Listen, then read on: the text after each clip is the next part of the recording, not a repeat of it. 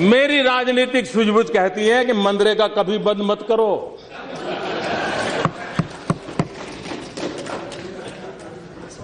मैं ऐसी गलती नहीं कर सकता हूं क्योंकि मनरेगा आपकी विफलताओं का जीता जागता स्मारक है। आजादी के 60 साल के बाद आपको लोगों को गड्ढे खोदने के लिए भेजना पड़ा। ये आपकी विफलताओं का स्मारक है और मैं गाजे बाजे के साथ इस स्मारक का ढोल पीटता रहूंगा। दुनिया को बताऊंगा कि ये गड्ढे तुम खोद रहे हो उन 60 साल के पापों का परिणाम है। तो आपने इन नारों में देखा कि क्या किया जा रहा है और क्या बोला जा रहा है। इस नारों में साफ साफ ये बोला जा रहा है कि मोदी तेरी कब्र खुदेगी के नारों की वजह से कांग्रेस वोट चोरी, गद्दी छोड़ रैली विवादों में सामने आ गई। इसमें मोदी तेरी कब्र खुदेगी, आज नहीं तो कल खुदेगी, ऐसे ऐसे नारे लगाए गए और इसको लेकर काफी विवाद बढ़ गया। बीजेपी कांग्रेस के ऊपर काफी ज्यादा गुस्से में है और ये मामला जो है संसद में भी गया, वहां पर नड्डा जी ने अपनी बात रखी। अब सवाल ये है, बीजेपी के सांसद सुधांशु त्रिवेदी ने कहा कि एक बार फिर कांग्रेस का चरित्र सामने आ गया है। वे मोदी जी की मौत की कामना कर रहे हैं। उनकी मुस्लिम लीग ऑफ माओवादी सोच के सबके सामने आ गई है। मोदी की कब्र खोदने की बात करने वाली पार्टी खुद दफन हो जाएगी। राहुल गांधी के नेतृत्व में कांग्रेस का भी वही हाल होगा जो औरंगजेब के समय मुगलों का हुआ था। सवाल ये है कि ये नारे कौन लगवा रहा है और नारे क्यों लगाए जाते हैं और नारों की शुरुआत कब से हुई। अगर आप देखेंगे पिछले 10-12 सालों से तो ऐसे नारे कई बार अभी कुछ दिनों पहले जब गृह मंत्री अमित शाह जी भाषण दे रहे थे SIR के मुद्दे पर, तब उन्होंने भी एक गाली शब्द का प्रयोग किया था और उनके मुंह से निकल गई थी। फिर बाद में वीडियो को काटा गया, छाटा गया। तो ये कई सारी बातें हैं और भारतीय जनता पार्टी में कई सारे नेता ऐसे हैं जिन्होंने गाली दी है और कई बार अपशब्द कहे हैं, चाहे सोनिया गांधी को लेकर, चाहे जवाहरलाल नेहरू को लेकर, कई तरह के लोगों के लिए कई बार शब्दों का प्रयोग किया गया है। खैर, हम इस डिबेट पर कतई नहीं आएंगे कि कौन किसकी कब्र खोद रहा है, लेकिन सवाल ये है कि जिनकी कब्र एक विचारधारा ने महात्मा गांधी की हत्या करवाई और हत्या की, वो कौन सी विचारधारा थी और आज कौन सी विचारधारा है जो महात्मा गांधी के द्वारा कोई काम या कोई स्थल या फिर कोई भी जगह ऐसी हो जहां महात्मा गांधी का नाम लिखा हो, महात्मा गांधी का नाम आता हो, उसको बदलने की कोशिश की जा रही है। क्यों? ये जो कब्र की बात है, मान लीजिए कब्र किसी विचारधारा ने महात्मा गांधी जी की हत्या की गोली मारकर, वो विचारधारा कौन थी? और आज जो महात्मा गांधी के नाम को हटाना चाहती है, अपने नई नाम जोड़ना चाहती है, भले वो काम के जरिए हो कि हम एक नए प्रकार से काम करेंगे, पर महात्मा गांधी के नाम को छुपाया तो जा रहा है। तो देखिए, आज हम इसी बात में बात करेंगे कि कब्र में किसको दफनाया जाना चाहिए और कौन दफना रहा है। अगर उसकी बॉडी नहीं मिल रही है तो कम से कम उसके नाम को ही दफना देते हैं। तो ये काम चल रहा है। सवाल ये है कि जो मनरेगा की स्कीम चल रही थी, जिसको 2005 में मनरेगा लागू किया गया था, इसमें मजदूरी राज्य के हिसाब से अलग अलग तय होती थी। जिन राज्यों में जैसी आवश्यकता थी उसी हिसाब से इनको मजदूरी दी जाती थी। मोदी सरकार ने क्या किया इसमें कि महात्मा गांधी राष्ट्रीय ग्रामीण रोजगार गारंटी कानून, ये मनरेगा का फुल फॉर्म है, इसको ख़त्म करके एक नया कानून और एक नया स्वरोजगार लाया जाएगा जिसमें लोगों को रोजगार दिया जाएगा। अगर हम उसकी बात करें तो उसका जो नाम होगा वो विकसित भारत गारंटी फॉर रोजगार एंड आजीविका मिशन, यानी कि अगर हम इसको देखें तो VB यानी कि विकसित भारत, G गारंटी, R रोजगार, A एंड और M मिशन, G ग्रामीण, यानी कि अब इसका नाम VBG राम जी, VBG राम जी, ये योजना का नाम बदला जाएगा मनरेगा की जगह।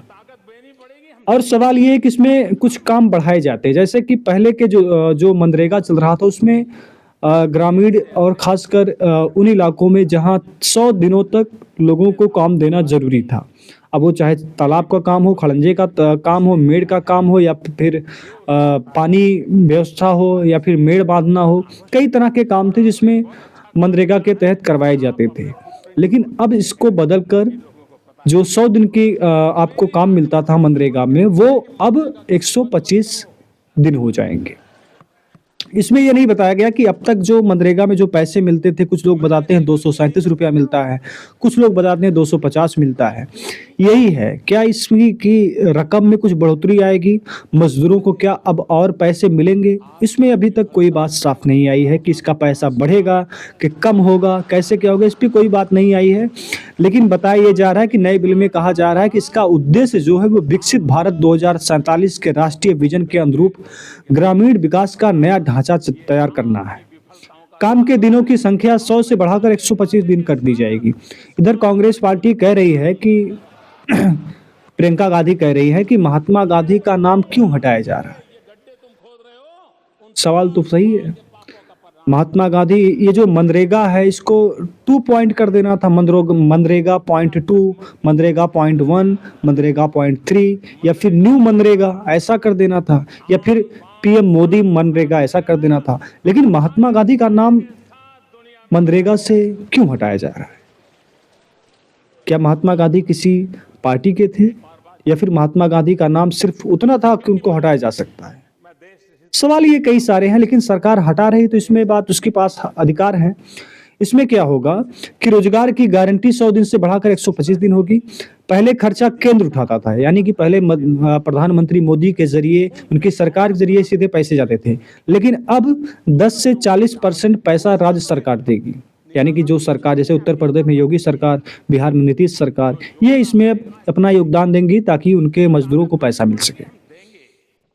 और इसमें जैसे कि आपके बोवाई कटाई, यानी कि अगर आप गेहूं बोने का वक्त है उस टाइम पर रोजगार बंद हो सकता है। सरकार ये निर्णय फैसला लेगी कि अभी हम बंद कर देते, क्योंकि लोग अपने अपने काम में काफ़ी बिजी हैं, और जैसे ही उनके पास टाइम होगा ये फिर 60 दिन के समय के रोजगार नहीं, ताकि मजदूर उपलब्ध रहें। यानी कि जब वो खाली वक्त होंगे तब ये जो मनरेगा की जगह जो VPG राम जी आया है ये चालू होगा।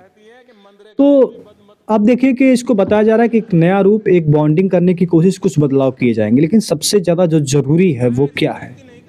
मनरेगा में सबसे ज़्यादा जरूरी अगर है तो पैसे बढ़ाना है। मजदूरों को आज अगर 237 रुपये, 250 रुपये मिलते हैं तो ये काफ़ी गलत बात है, क्योंकि जब से लागू हुआ तब से अभी तक इतना है। कम से कम इसको आज अगर देखा जाए तो कम से कम 400-500 रुपये कर देनी चाहिए मनरेगा।